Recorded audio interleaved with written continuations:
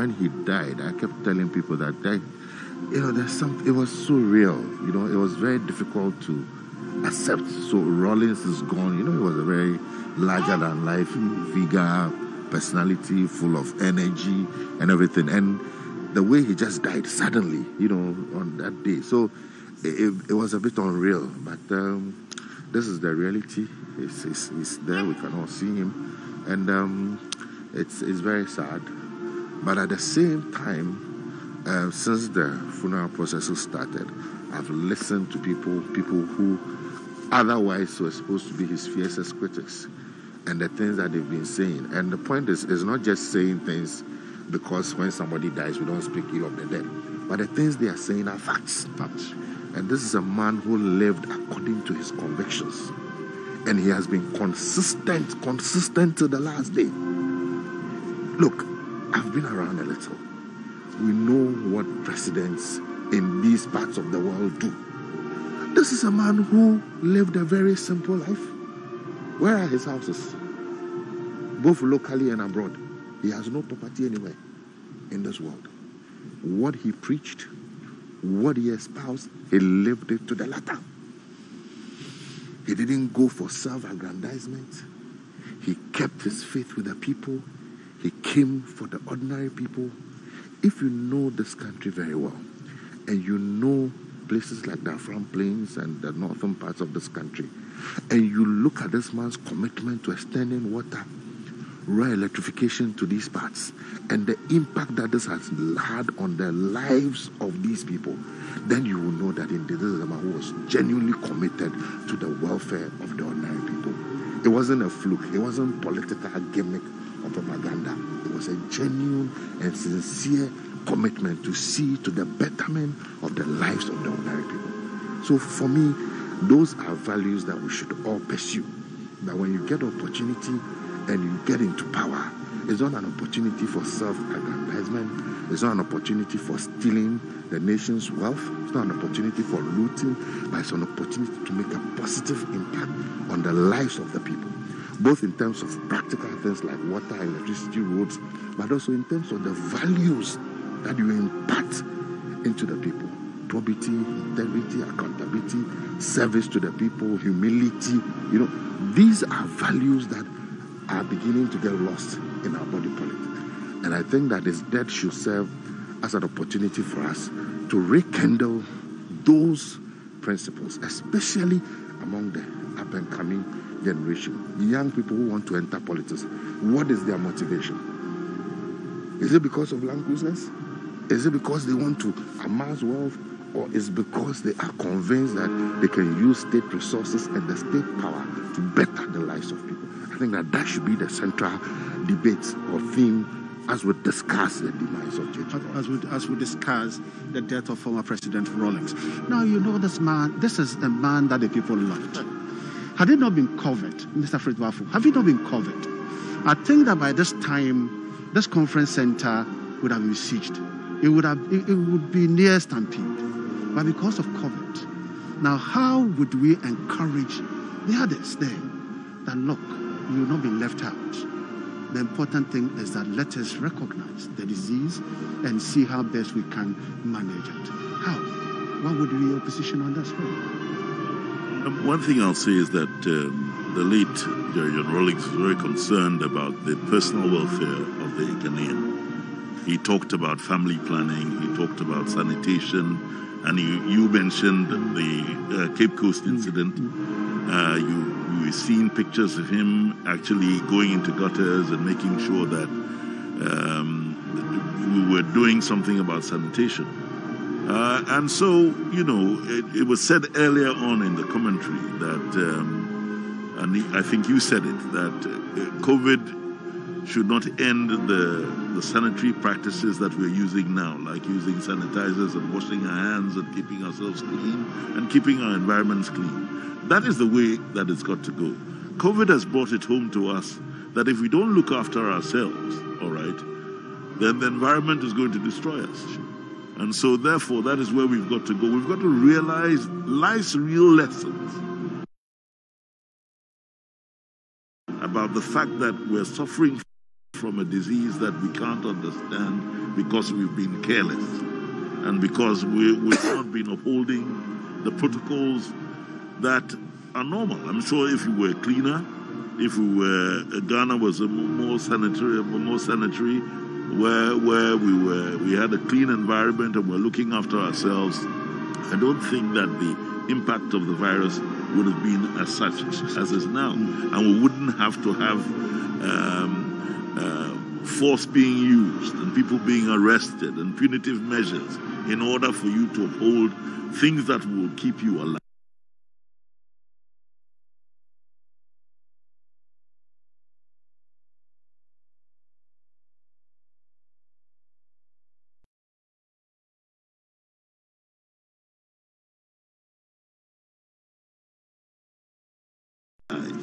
So it's just a question of us changing our attitude. Ghanaians need an attitudinal change. We can't keep on taking... Let's come together to build this country. Thank you very much. Anita, see me and Papa. Me and Papa. In spite of all these, but she's getting too fair. And yet, Ministers of State, honorable lecturers of the various faculties, Your Excellencies, distinguished ladies and gentlemen. I think I prefer the lady. I prefer the lady.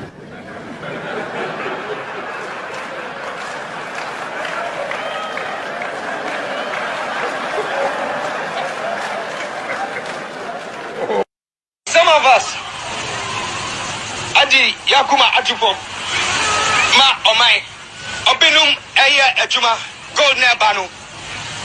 I didn't try to say yet. Some of us, young smuggle, young Yasago, no, Atutomao. Musa Sanyamanu, Sasikana, Ebeko Shanu Sano, Ebe create inflation, Ama Yanina. And I'm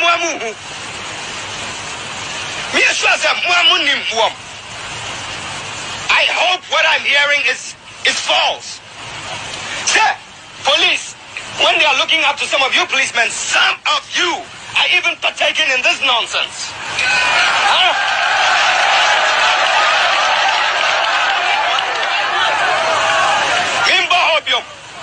I stand up.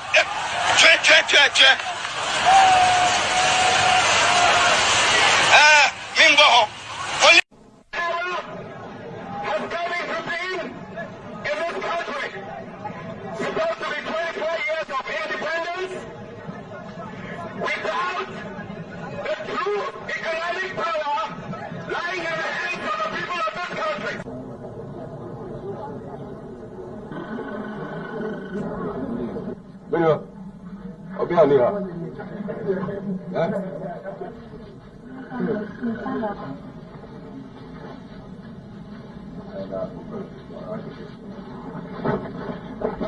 inspirational history that could have lifted us onto another pedestal. It's an old man's cough. It's not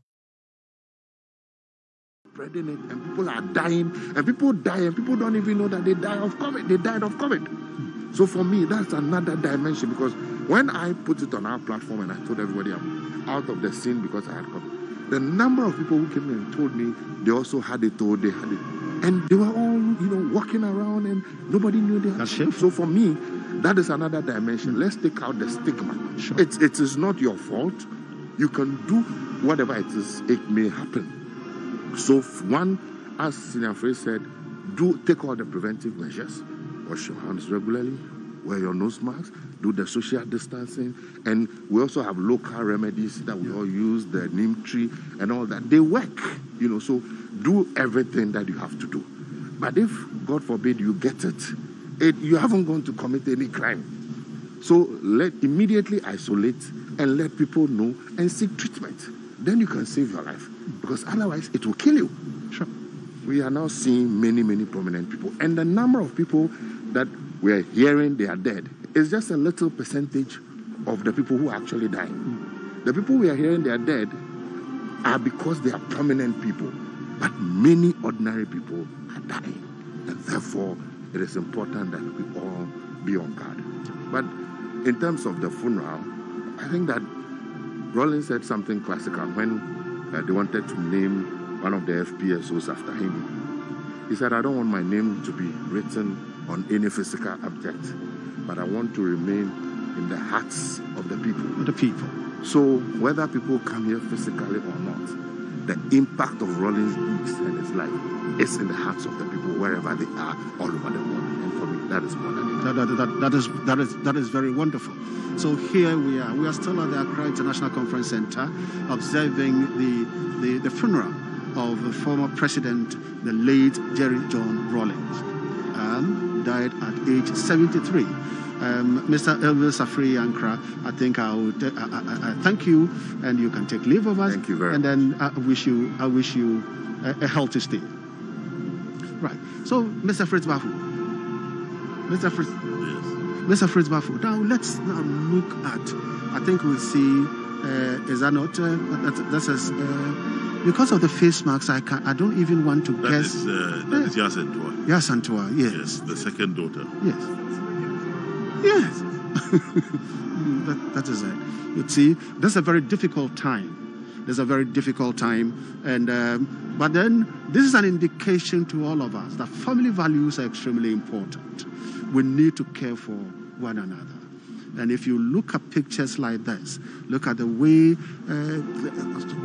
someone is holding her, comforting her. This is what we're supposed to demonstrate. And that if we don't do this, Mr. Fritz Waffle, do we still have a very solid family values in this country? Yes, I mean, the thing is that it's always the majority. It's the minority that give the majority a bad name. Looking at this picture of Yasantua going through paroxysms of sorrow, is because the father was a family man, despite all the responsibilities heaped on him as a head of state. He spent time with them, and yesterday, and there's Mrs. Rawlings, yesterday we were at the vigil, and I had the opportunity to interview Zanetta, the eldest daughter, and she said some remarkable things about him, how he cared about them, and cared about their welfare. And I think that is so with a lot of Ghanaians. It's not only limited to the well-to-do. Ghanaians care about their children, they care about their families, and that's why we spend so much time on funerals, basically because that is the time when families get together over solemn issues and then meet each other. The family system is still intact, but we've got to do a lot more to work for it to be modernized. All right, we can, for instance, I'm totally against widowed rights, where women are ill-treated because they've lost their husbands and things like that. We've got to look at the traditions that are negative and try and adopt more positive and progressive traditions that will enhance family life. But we have a situation that a lot of people don't understand. The demographic situation in Ghana is different from, let's say, 20 or 30 years ago. If you look at, after the last census, we found out that the majority of Ghanaians now live in urban areas. While 20 years or so before that census, it was, I think, 65% of Ghanaians lived in urban areas and another 35 lived in rural areas and 35 lived in urban. So we've got a very big migration from the rural parts of Ghana to the urban parts of the country. And we have a situation where they have not actually kept we have not raised the infrastructure. The infrastructure development has not met with the influx of people. And so therefore there's a break in the family system in many places. But if we use the right kind of social policies, I think that we can arrest that. That's right. Now, let me quickly introduce another tough customer with me in the studio. This is Mr. Nana Dadzie. Nana Dadzie, you were chief of staff. Yes, you were chief of staff during Rawlings' time. So it means that you were very close to him. But I know that your life and everything, you have really lived very close to the man lying in state today. Right. Sure, yeah. How are you feeling? How are you feeling? Still stunned, because for many of us, Rawlings will never die. His ideas, of course, will still live on. And simply couldn't comprehend, understand, how Rawlings will be found lying in state. Okay. Who is a big boy, who is a mega man. In 30 years, he dominated the political space of this country.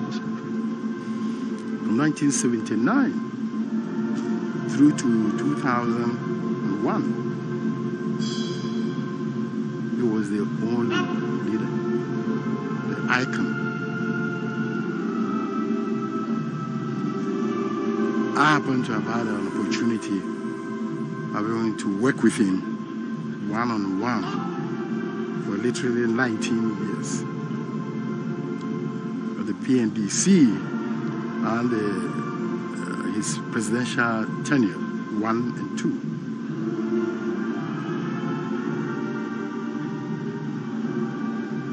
I also had the privilege of sharing his desk in his office. You understand? Also had the privilege of, together with one Elvis I, the two of us, were about the only ones who would stay up to 2 a.m., 3 a.m. with him before leaving for our various cubicles and come back at 6 a.m. next morning. I just went through, for literally 10 years. So you can understand what it is. I'm not here as a chief of staff. I can't be here as even as a special assistant. I'm here to mourn a big brother and a friend.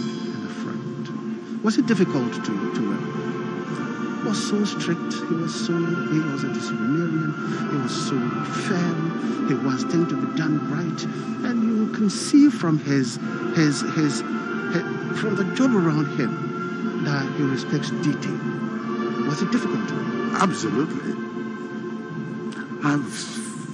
I've just said that if you understand the principles on which Jerry Rawlings exists, works, which is enunciated everywhere, openness, transparency, okay?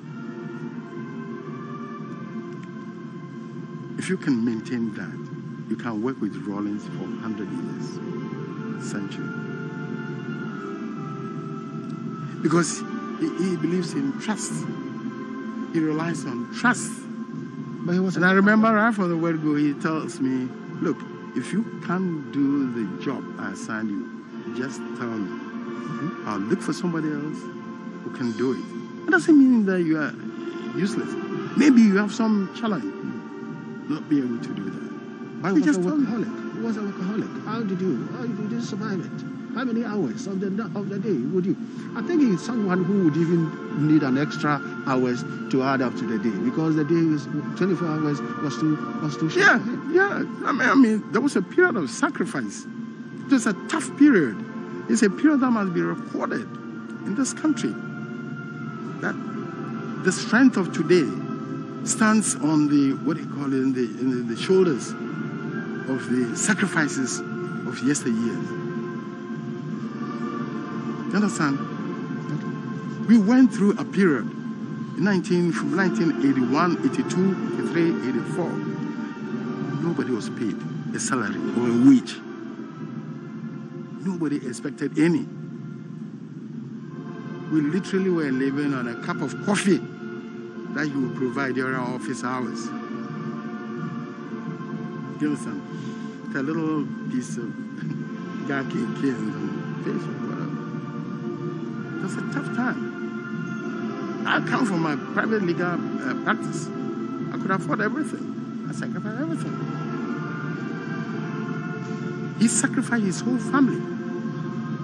There are some things which cannot be said now. Maybe after the barrier and whatnot, he sacrificed his family, his children. It was a tough time. The PNDC itself could first taste a meal, like some indomie or something, a little bit, maybe in 1987, 88. Long hours worked. He traveled every single village in this country, and they loved him for it. You understand? He tried his dance at all kind of pounding fufu, lying in tents infested with serpents, whatnot. These are realities, But his was to make sure that the people of this country were empowered. That's all. That's all. So that was his biggest secret. If you could get them to stand up, even to challenge illegal or unlawful authority. No, he said it was a military background from the do and before you complain. But he said there was a new trend under which, in the American system or so, your officer will have to show you the promotional, marks before he enters. He said you have the right to stand up. Did he at any point in time, in your conversations, private conversations with him, did he at any point in time give the indications that we are on the good track, we are on the right track, we are going to be successful, so let us push on? Or it got to a time that he realized that no, but the point I'm making is that what you are seeing today, sits on very challenging period that we went through the first 10 years in PNDC. You understand? It was at the period when it was greatly vilified. People called him a dictator, brutal murderer, all kinds of things. A revolutionary, turning the apple cart and all that. That's why they saw him. You understand? The fourth constitution, Republican era was launched. He is the father of the fourth republic. Yes, constitution. He voluntarily stepped out of his military boots and donned a fugu and a jacket to contest. Nobody could have stopped him if he had wanted to continue. Other leaders, that's because I was going to ask, that other countries, other leaders, other presidents amended constitution. Two tenures later. Yes, amended constitution. 2 tenures later, 4 years. He opted to step down and respect the constitution that he created.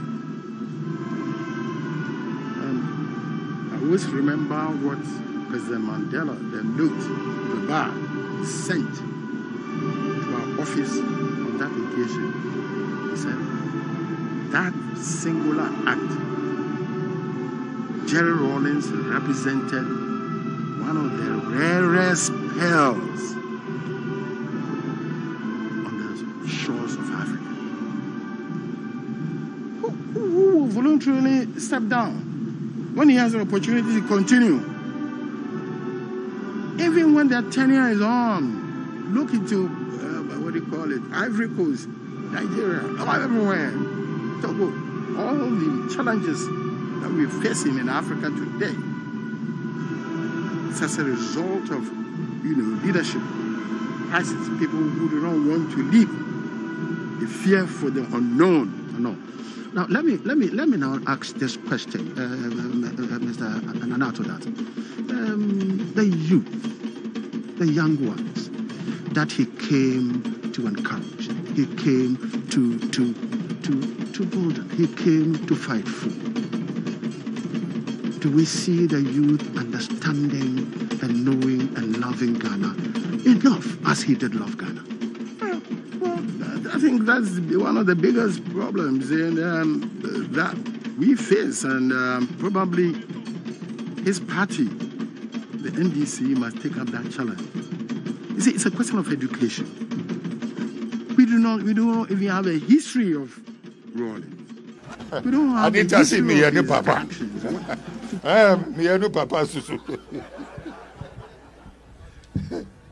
Let's come together to build this country. Thank you very much. Anita see me and Papa. Me and Papa Susu. In spite of all these, but she's getting too fair.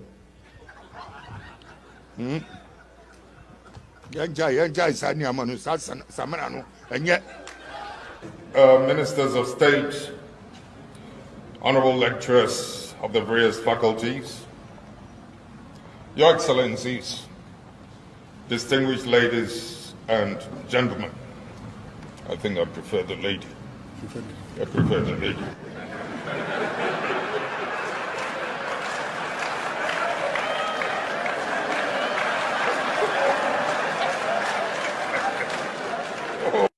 Some of us, Adi Yakuma Atufo, Ma Omai, Obinum Aya Ejuma, Gold Nebanu.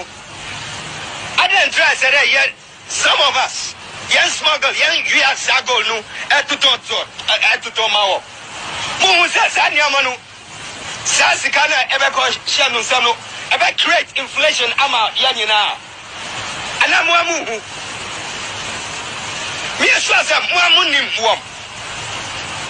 I hope what I'm hearing is false. Sir, police, when they are looking up to some of you policemen, some of you are even partaking in this nonsense. Huh?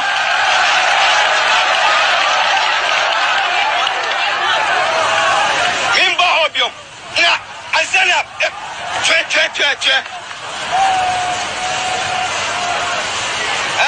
Mimbo.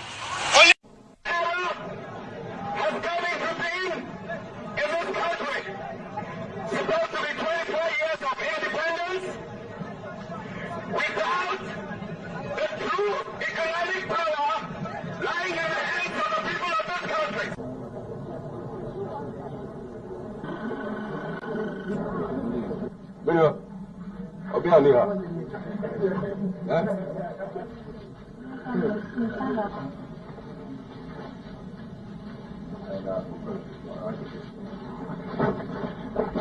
Inspirational history.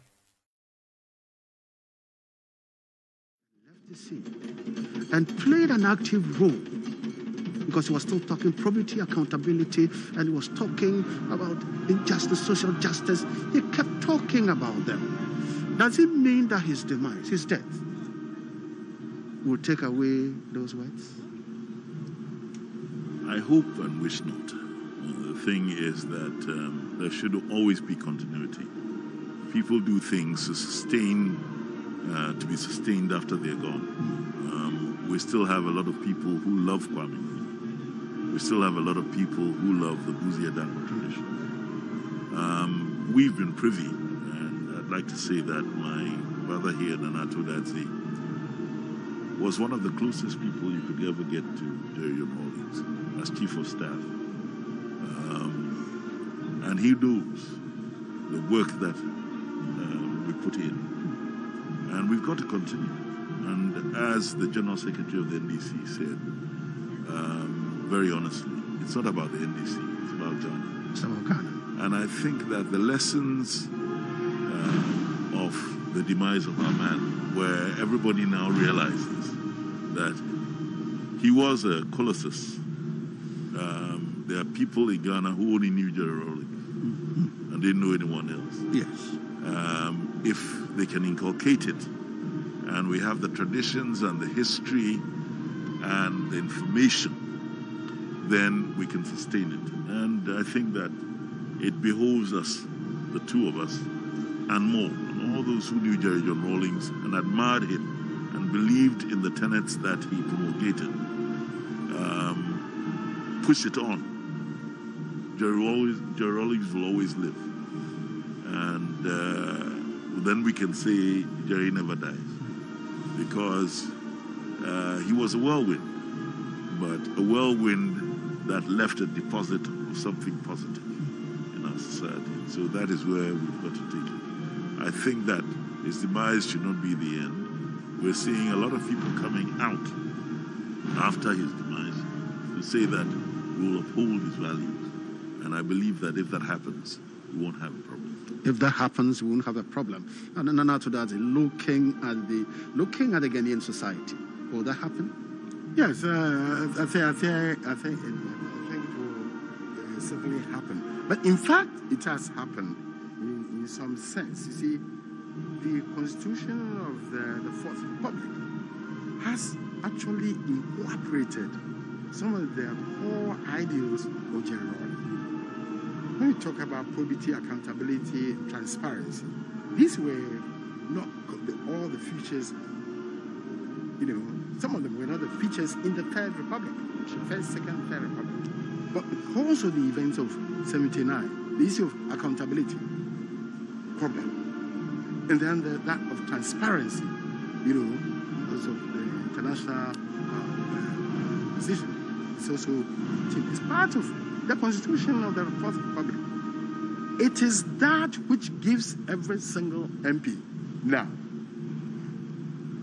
the strength and the right to stand up to say that what is happening is wrong, whether it's from a president right down to the ordinary policeman down the street. But these are ideals which we must imbibe. We should even teach the kids from the primary school. That's you understand. I don't have to wait to say tell a lie. I won't tell a lie. I wouldn't disburse public funds. It's not mine. You understand? I won't abuse public trust. These are things which must be pushed for. The fourth, the media, the fourth estate. That's a huge business.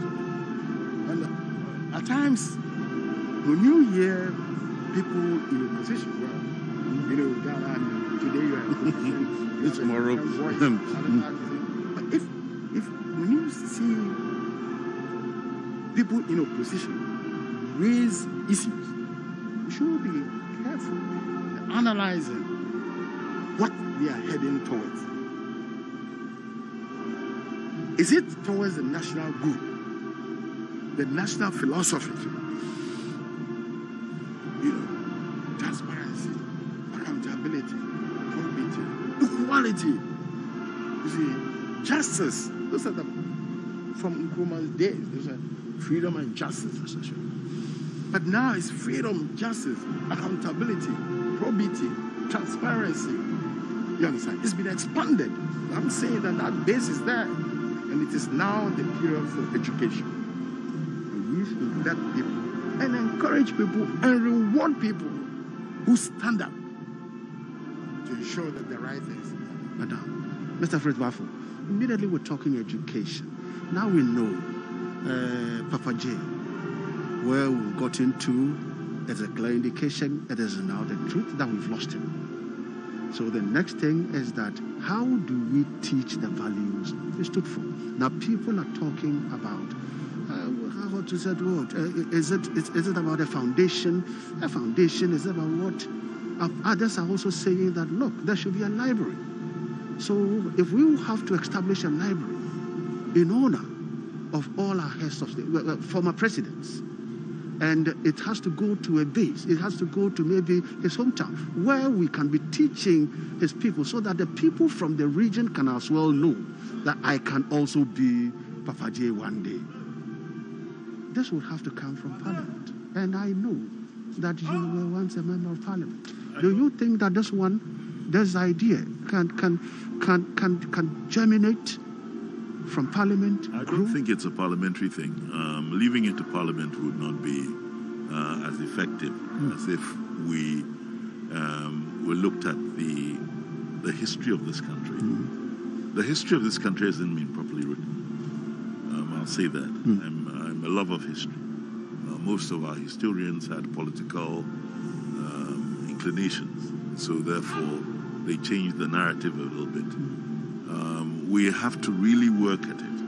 Now, there's a document that I feel Ghanaians have turned their back on, which is one of the most well-written documents and most incisive documents on the Ghanaian that I know, and that is the review of the Constitution.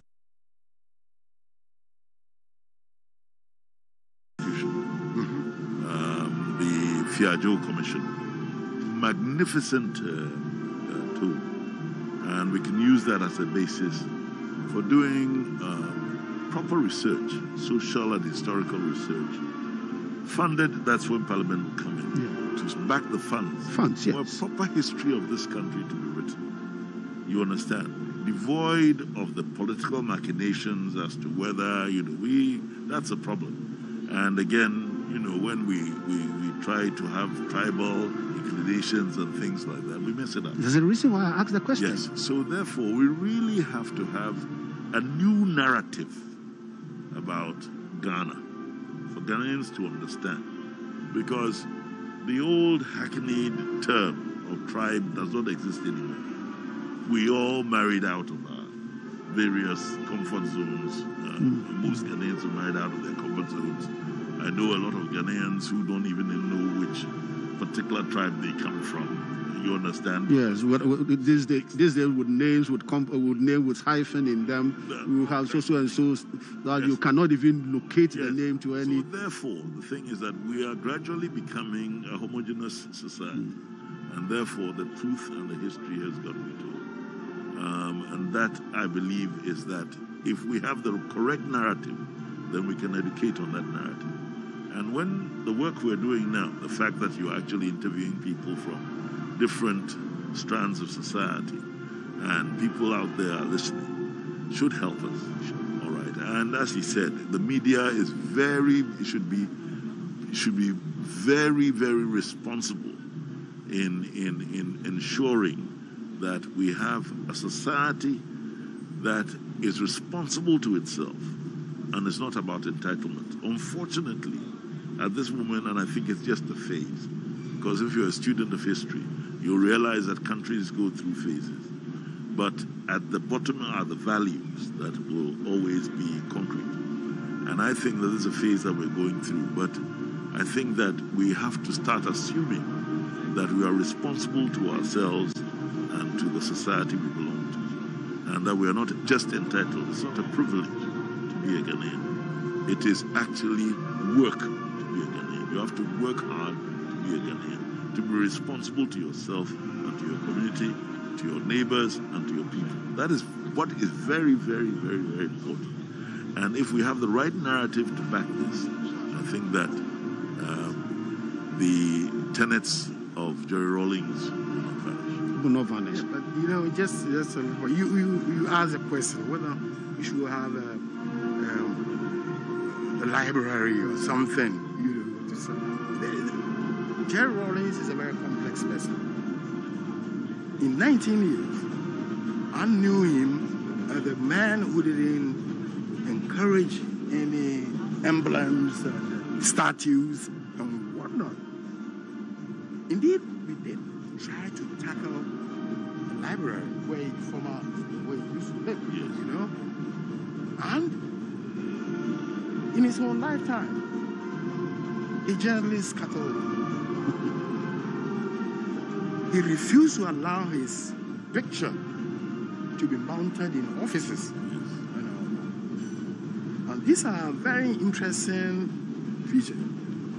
So for us, we think that you have to examine the issue properly. Speaking for myself, I think that the Fourth Republican Constitution has built institutions of state which bear on the concepts that he lived by, that he espoused. Accountability, probity, and all that. We now have shrine. Okay? Let them work. We have Yoko and whatnot. Let them do their work. We have Attorney General's Department. Let them stand up as an independent body, as required by our Constitution. These are establishments which will live and perpetuate the memory of Jerry Rawlings. Because he cannot be contained in a little, structure. Maybe we can't have a structure where people can refer to as a rallying point. But Jerry Rawlings is bigger than that. He's larger than Ghana. In fact, he's larger than Africa. He's a voice in the international. So it's a very complex and delicate thing. What he never, wanted was to have a structure, a statute of him, and others personal. One day, because of somebody's anger, they go and knock his statute down. Let his ideas live. He wishes to live in the hearts of the people. Right, so we are still at the Accra International Conference Centre, where we're observing the funeral of the former President Jerry John Rawlings. We still have the filing passed, and so I think I'll humbly take Honorable Fritz Waffle. I think you stand discharged. Thank you very much. And then Nana Atudadze, former Chief of Staff, you also stand discharged. Yeah. Thank you. It's a pleasure having the two of you to come to enrich our conversation this morning. Thanks.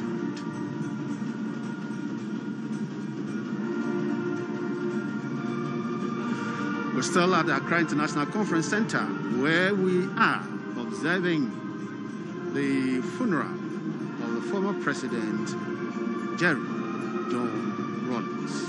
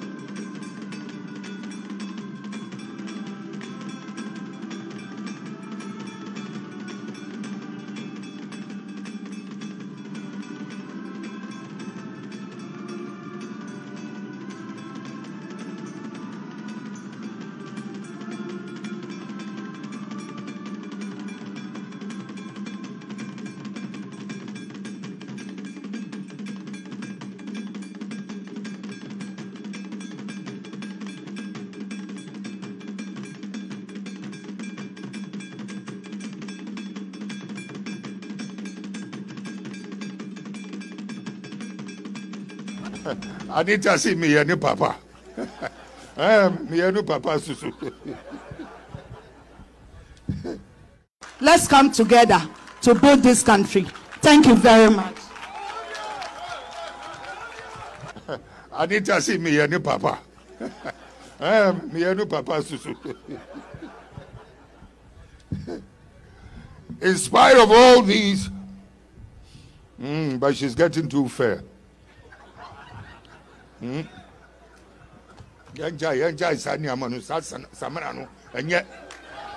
Ministers of State, honorable lecturers of the various faculties, Your Excellencies, distinguished ladies and gentlemen.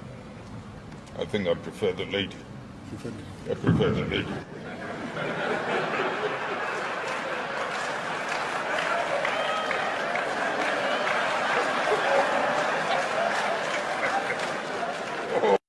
Some of us, Adi Yakuma Ajupom, Ma Omai, Obinum Aya Ejuma, Gold Nebanu.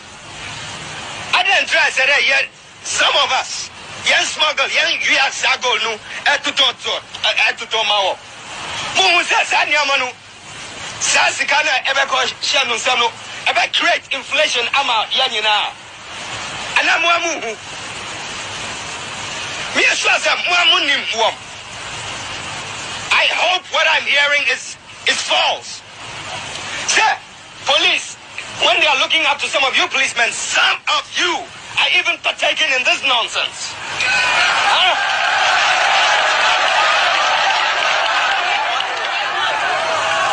Mimba hobium. Now, I stand up.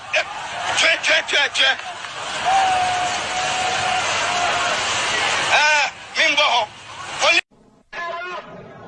Has come into being in this country. Supposed to be 24 years of independence without the true economic power lying in the hands of the people of this country.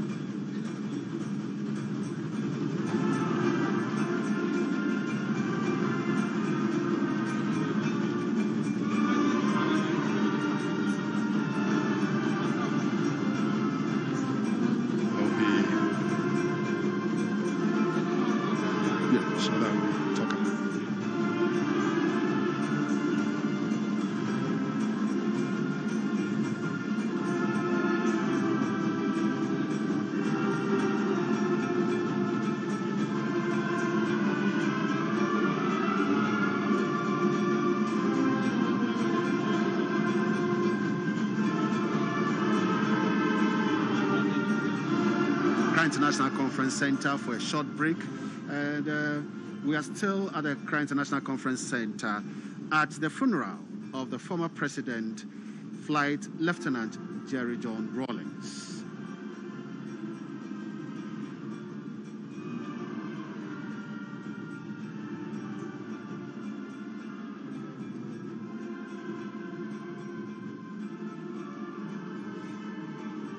So, ladies and gentlemen, wherever you are, you're watching us live from the Accra International Conference Centre.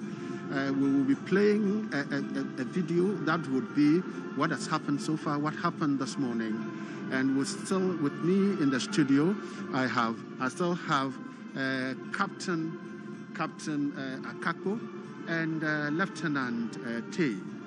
So Captain Akako, Lieutenant Tay, I think you have a very short break. We had to make way for some few interviews with some other political people. But we are back here, and we are now going to go to the beginning videos, pictures, what happened this morning.